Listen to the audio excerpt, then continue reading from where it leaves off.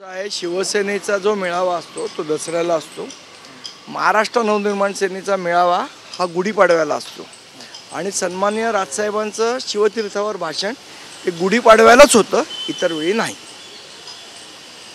परंतु संजय राऊत यांनी सुद्धा काल असं वाक्य म्हटलेलं आहे की दसऱ्याच्या निमित्तानं सोन्याचं आदान प्रदान होऊ शकतं अशी शक्यता. मला असं वाटतं मी स्पष्ट केलं आहे की सन्माननीय राजसाहेबांचं भाषण हे गुढीपाडव्याला शिवतीर्थावर होतं, ज्या दिवशी महाराष्ट्र नवनिर्माण सेनेचा मेळावा असतो. हे भाषण न करता समजा जर निमंत्रण दिलं गेलं तर जातील. मग कौटुंबिक भेट काही उद्या व्हायची शक्यता वाटते? मला कल्पना नाही, कौटुंबिक भेटीची मला कल्पना नाही. नाही. अबू आझमी म्हणतायत ही भिवंडी आहे, ते मराठीची गरज नाही. अबू आझमींच्या डोक्यावर थोडा परिणाम झालेला आहे. मला असं वाटतं ते डोक्यावर पडल्यासारखे वागतात. तर काहीतरी आता कसं आहे, चर्चेत नाही आहे समाजवादी पक्ष, कोण विचारत नाही. चर्चेत येण्यासाठी अशी वक्तव्य करत असतात. त्यांच्याकडे फार आपण लक्ष देण्याची गरज असं मला वाटत नाही. कल्याणमधील सी.के. गांधी शाळेने एक अजब फतवा काढलेला आहे. विद्यार्थ्यांनी टीका टिकली लावू नये, बांगडे घालू नये. विद्यार्थी मला असं वाटतं कोणी काय बांगड्या घालाव्या, टिकली लावावी, लावू नये हा ज्याचा त्याचा वैयक्तिक प्रश्न आहे. याच्यामध्ये काही शाळेचा संबंध असं मला वाटत नाही. गोपीचंद पडळकरांनी पुन्हा एकदा वादग्रस्त वक्तव्य केलेलं आणि जयंत पाटील यांना ते बोललेले आहेत. मुख्यमंत्र्यांनी त्यांना ते दोघं आपापसात बघतील. ते मी तुम्हाला सांगितलं ना, अबू आझमी जेव्हा चर्चेत नसतात, त्यांना कोण विचारत नाही, त्यावेळेला ते अशा प्रकारची वक्तव्य करतात. त्यांना फार सिरियसली घेऊ नका. लोक पण त्यांना सिरियसली घेत नाही, तुम्ही घेऊ नका. राज्यात पूर परिस्थिती आहे. असं असताना अमित शहा दुसऱ्यांदा महाराष्ट्र दौऱ्यावर येतात. 5 ऑक्टोबरला नगर येथे त्यांचा कार्यक्रम आहे.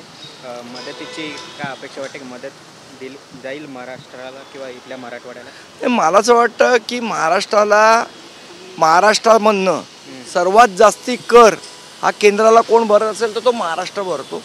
आणि जेव्हा महाराष्ट्र संकटात आहे त्यावेळेला मला असं वाटतं त्या कर स्वरूपात जे पैसे आपण भरतो त्यातले पैसे आपल्याला आले पाहिजेत. जर महाराष्ट्र सर्वाधिक कर भरणारा जर राज्य आहे तर त्या महाराष्ट्रावर अन्याय का व्हावा? आज जेव्हा महाराष्ट्राला गरज आहे तेव्हा ते पैसे आले पाहिजे, ही आमची ठाम भूमिका आहे.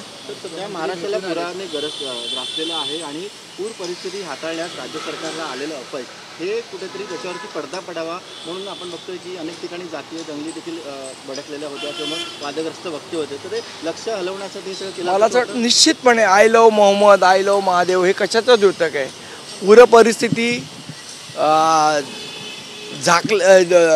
झालेलं अपयश हे सगळं झाकण्यासाठी हे धंदे चालू आहेत. सोड ना, सोडा ना, मी म्हटलं ना तुम्हाला डोक्यावर पडलंय. अमित शहा 5 ऑक्टोबरला पुन्हा एकदा महाराष्ट्रात येत आहेत. नगरला एका कार्यक्रमाच्या निमित्तानं ते येतात. परंतु मी तेच सांगितलं ना आता, मगाशी तेच बोललो की महाराष्ट्र हा सर्वाधिक कर भरणारं राज्य आहे. ज्या वेळेला महाराष्ट्र संकटात आहे त्यावेळेला आमचे पैसे आम्हाला मिळालेच पाहिजेत आणि आमच्या शेतकऱ्यांना ते मिळाले पाहिजे.